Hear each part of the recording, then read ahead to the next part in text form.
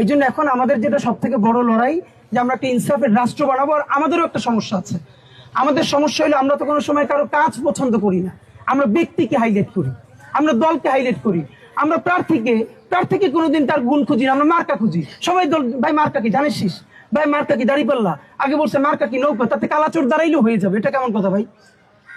এখন ধরেন আমরা যদি, আমার এলাকায় 5 জন দাঁড়াবে, আমরা যদি ভোটের সময় কি করতাম, এই যে আমি যেহেতু ভোটার, এই 5টা লিফলেট নিলাম এই 5 জন ব্যক্তির, কি ধানের শেষ, কি দাঁড়িপাল্লা, এদের একটু ব্যক্তি নিয়ে আমি একটু ঘাটাঘাটি করি। এইরকম সবাই যদি ব্যক্তিকে কেন্দ্র করে ভোটটা দিত, তাহলে এখান থেকে যারাই নির্বাচিত হইতো, ন্যূনতম একটু, যদি চোর 5 জনই চোর হয়, এর মধ্যে একটু যে কম চোর সে সংসদে যাইতো। কিন্তু আমরা তো সেটা করি না। আমরা এবং এই মার্কা দিকে ভোট দেওয়ার কারণে কি করে দলগুলো কোটি কোটি টাকায় মার্কা বেচে, তারা ভালো মানুষের মার্কা দেয় না। এখন আমাদের বড় লড়াইটা হলো যে আমরা একটা রাষ্ট্র বানাবো। এখন পর্যন্ত এটা আমাদের রাষ্ট্র হয় নাই, এটা নাগরিকের রাষ্ট্র হয় নাই। আমরা এখন এটা রাষ্ট্র বানাইতে পারি না, আমরা সবাই প্রজা, আমরা সবাই খাজনা দেই, আর এর বিনিময়ে আমাদের উপরে যে স্টিমুলারটা চলে।